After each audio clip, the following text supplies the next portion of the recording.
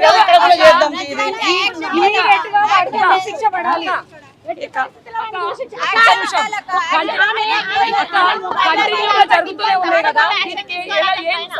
చేసుకున్నాము, already meetings పెడుతున్నాము. ఏం చర్యలు తీసుకున్నారు అక్క? ఇప్పటిదాకా ఏం జరగలేదు చర్యలు. ఇమీడియట్లీ కేసులు పెడుతున్నాం, జైల్లో పెడుతున్నాము.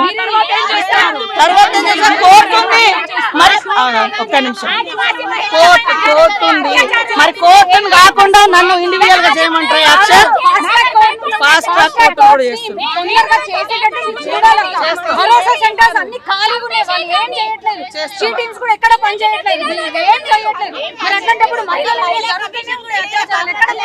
మహిళా నిద్రపోతున్నట్టున్నావు నువ్వు.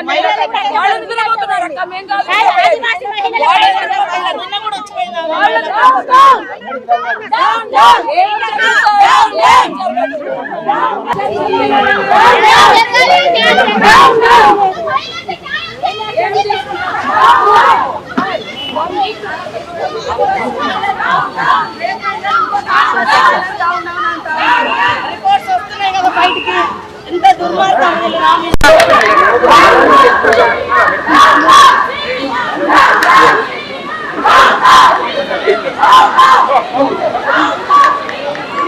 మొన్న వాస్తవానికి జైనూరులో జరిగినటువంటి ఘటన పట్ల అక్కడటువంటి పోలీసులు అది దాడి జరిగింది అనుకొని దాడి కేసు పెట్టేసి వెంటనే జైల్లో పెట్టడం జరిగింది.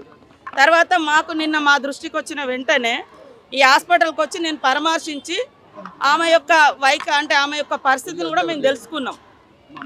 అయితే ఆ రోజు ఆమె నిన్న మాట్లాడినప్పుడు ఏమన్నా జరిగిందా, బట్టలు గిట్లా చింపి ఏమన్నా అట్లా మీద పడి అని అంటే నా దృష్టికి ఆమె చెప్పింది, వాళ్ళ కొడుకే మాకు ట్రాన్స్లేషన్ చేసింది. అలాంటిది ఏం జరగలేదు, నన్ను కొట్టిర్రు, నా మెడలో ఉన్న తీసుకెళ్ళిర్రు అన్నది. ఒకవేళ అట్లాంటిది కూడా జరగవచ్చేమో అని మేము వెంటనే పోలీసులను కూడా ఆ యాంగిల్లో కూడా రేప్ జరిగిందేమో ఆ యాంగిల్లో కూడా మీరు కేసు పెట్టండి, అట్లనే వెంటనే టెస్టులు చేయండి అని కూడా నిన్న ఈ హాస్పిటల్లో చెప్పిపోయాను. ఈరోజు వాళ్ళు నా మీద ధర్నా చేయడం బీజేపీ మహిళలు ఎవరు దాన్ని కమ్యూనల్గా మారుస్తున్నారు, ఎవరు ఏ రకంగా డైవర్ట్ చేస్తున్నారో అర్థమవుతుంది. ఈరోజు వాళ్ళ గవర్నమెంట్ ఉన్నటువంటి ప్రాంతాలలో మరి కేంద్ర ప్రభుత్వం ఉంది, కేంద్ర ప్రభుత్వం ఎందుకు ఒక కొత్త చట్టాలను తీసుకురావట్లేదు?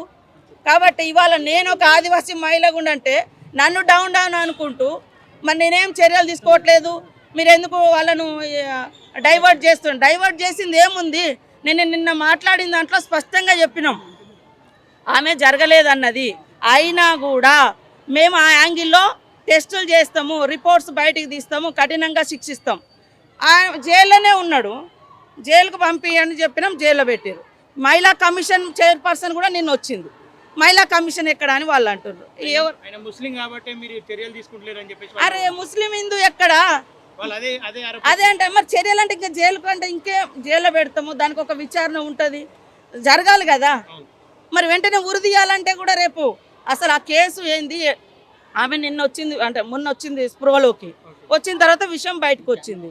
మరి అప్పటిదప్పుడు అంటే జైలు ఉరి తీయాలంటే మరి మనకు కూడా చట్టాలు పర్మిట్ చేయాలి కదా, అది కూడా ఆలోచించాలి కదా. వాళ్ళు మాట్లాడే తీరులో ఏదో మేము లొల్లి పెట్టినాం అన్నట్టే కానీ అందులో ఏమైనా అర్థం ఉంటే మీరే మీడియా సోదరులు చూపించండి.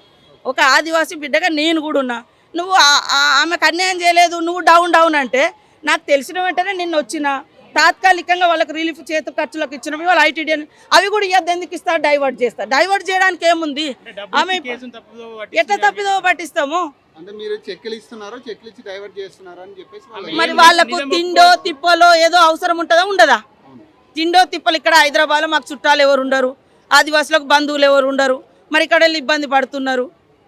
ఇవాళ నిన్న ఒక నాయకుడు మాట్లాడింది కాబట్టి దాన్ని వాళ్ళు స్ట్రెంథన్ చేసుకోవడం. మేము అత్యాచారం జరిగితే కూడా వదిలిపెట్టేది లేదు, ఆ యాంగిల్లో కూడా కేసు ఉంటుంది అంతే తప్ప ఇట్లాంటి ఇదైతే కరెక్ట్ కాదు. అది మీరే బయట తీయండి వాస్తవాలు.